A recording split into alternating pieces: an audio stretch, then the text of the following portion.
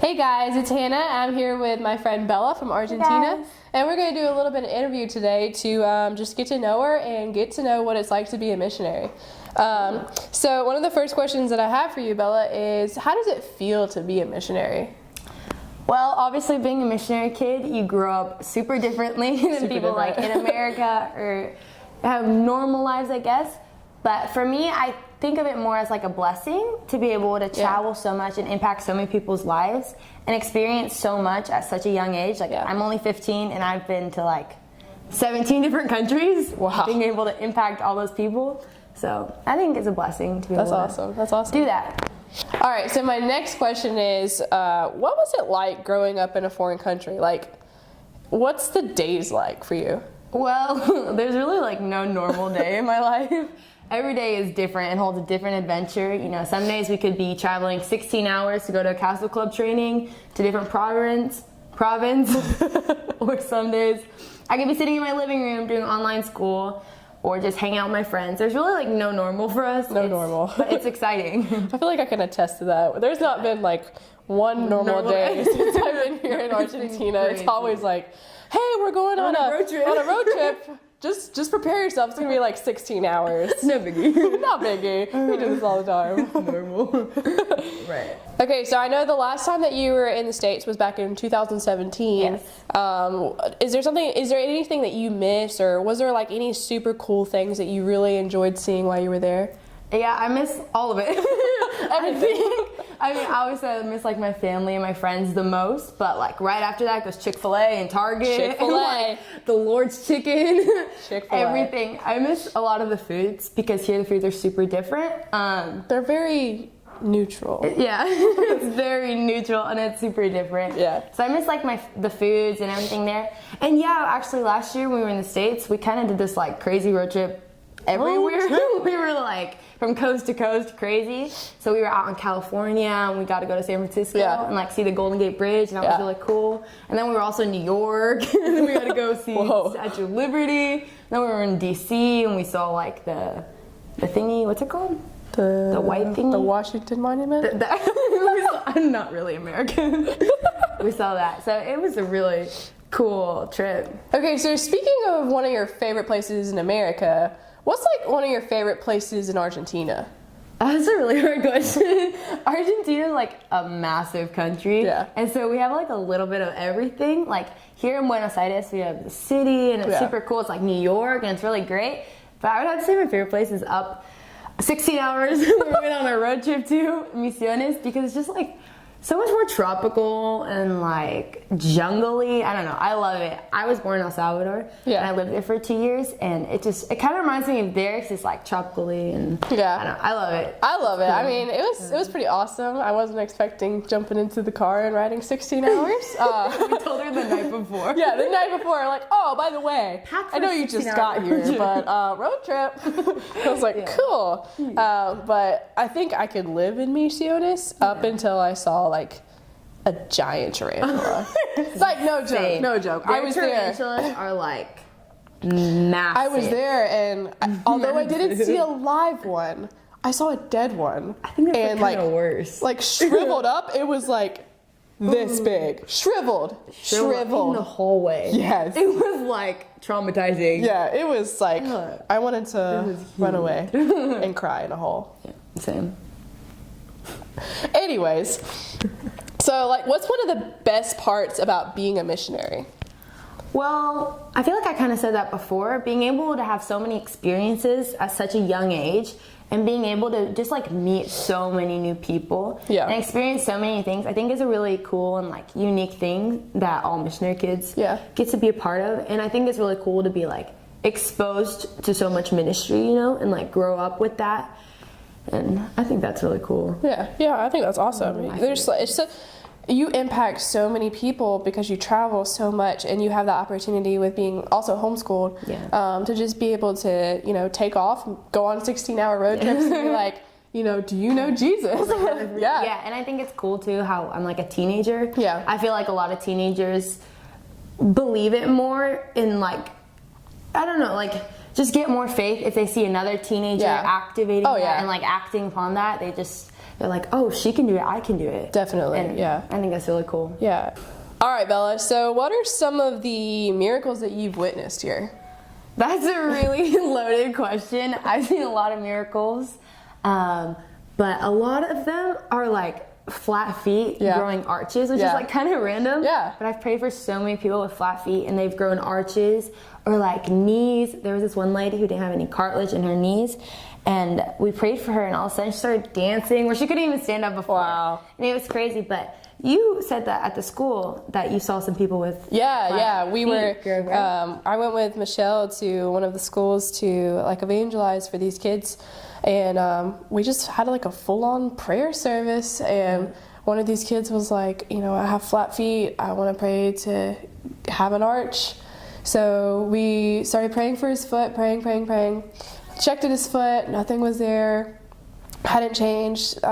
So we took him over to a different part of the room, prayed for him again, prayed for him, still nothing, and then prayed for him, and then we stuck his foot in water and then pressed it against like something where you could see his footprint, and like his whole foot had developed a whole arch. And there was like a divot, like noticeable. Yeah, I took my notebook out of my book bag, where there was like cardboard, so you could like see like imprints. Yeah. And he stuck his foot on there, and there was an imprint, and it was awesome. That's so cool. I was like, wow, God, praise God, you're so awesome. That's so cool. But speaking of miracles, what is one of the greatest miracles you've seen? One of the greatest miracles I've seen. I would say there was this one time I was praying with my cousins. We were at this conference in El Salvador, actually. And there's this guy who was sitting on the front row, and nobody else was in there. It was just this one guy. And there was like 2 people praying for him. And this guy came up to me and said, "Do you want to pray for him?" And so we went up to him, and we started praying for the guy. And the guy had like, his toes had grown deformed because when he was younger, his parents didn't have enough money to buy him new shoes. So his whole childhood, he wore the same pair of shoes, and his toes started growing like backwards, and they were deformed. And and he was about to be a missionary in Tonga, which is like a super island culture, and he was really embarrassed of his toes, and there they were like under flip-flops and sandals, and he didn't want to. Yeah. And so we began to pray for him, and all of a sudden we felt like this electric shock go through his foot, and we asked him to take his shoe off, and when he took his shoe off, all of his toes are straight except the pinky. It was crazy. That's amazing. The pinky was left a little deformed because the Lord wanted him to have it as a reminder that God is faithful, and he will fulfill what we need. And he sees that, and he goes, oh, I can pray for miracles. God is the same God who healed my toes. He has powers in me. This used to be what all of my toes look like, and look at what God did. Yeah, now he's wearing sandals in Tonga. Sandals in Tonga. Yeah, it's really cool. So what is some advice that you would give to someone who feels like they're being called into the missionary field? Some advice I would give to someone who feels called to be like a missionary and go out into the field is, first of all, pray about it. Yeah. Pray about it. Pray for confirmation. If it's what the Lord wants you to do, oftentimes I feel like we kind of hold ourselves back from something if we don't want to do it. And we're like, oh, God, I don't want to go there. God, I don't want to do that. But if it's something God's really calling you to do, I would say, go step out in faith and boldness, and like go be courageous with it. God called us to show his love and to be love, and to go into all the nations and make disciples. We're called to be salt and light. So, I would say just go out and just go boldly, because if it's something that God has called you to do, God's going to be with you. He's not going to leave you there or abandon you if you He's not going to give you a situation that you can't handle. Exactly. He's giving you the strength to do it, and he's going to give you the boldness to do it.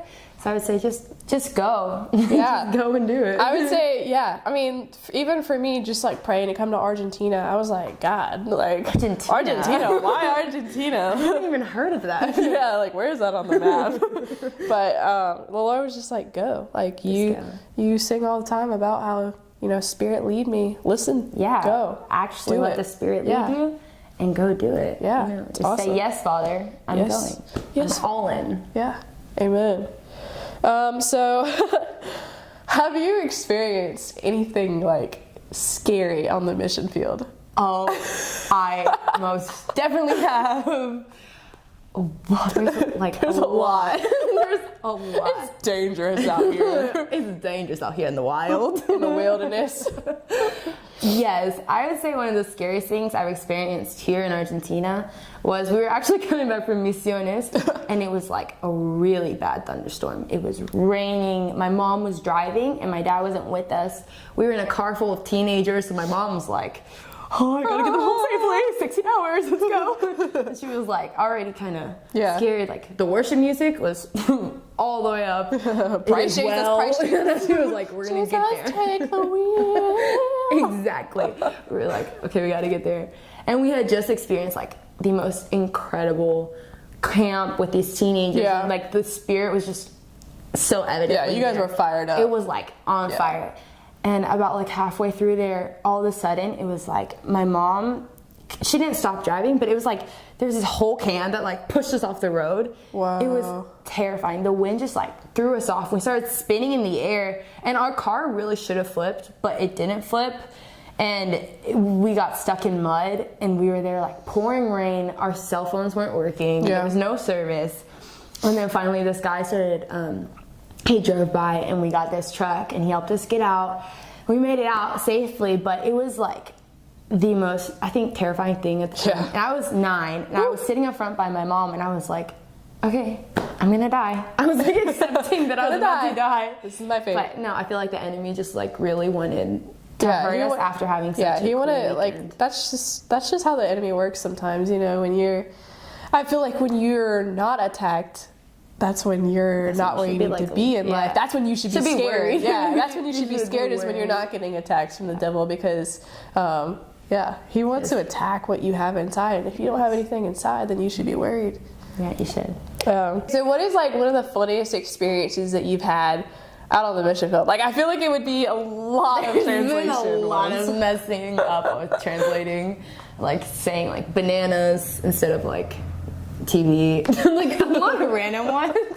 And here there's like words that mean different things, and like in El Salvador there's words that mean different things, but they're the same word, and so it's like my mind is just confused 99% of the time. Yeah, but I'm getting better at translating. I translated for you while you were here, so she's done a really great job.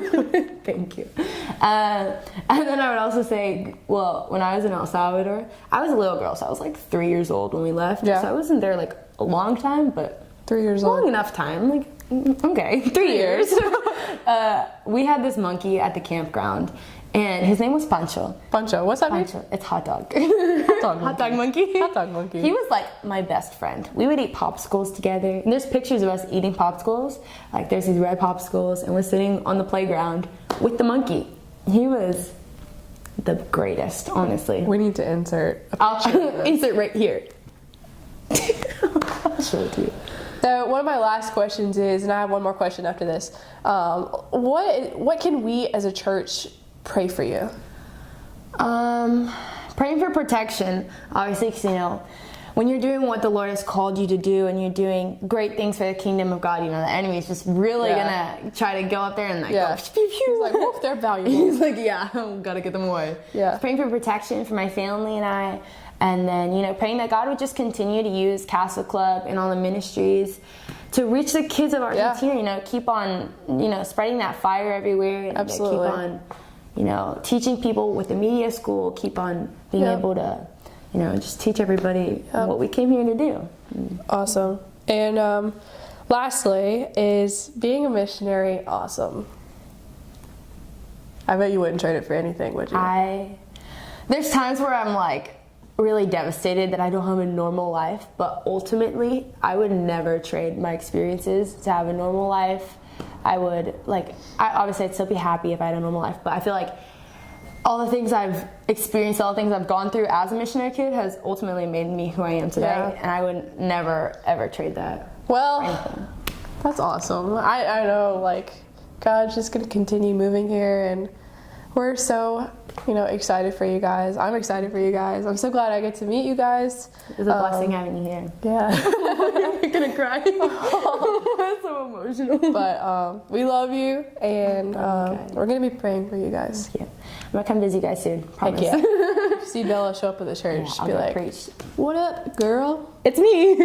You can speak Spanish to her if you know it. If you know Spanish, I will 100% practice your Spanish. Hola, amiga. Hola, amigos.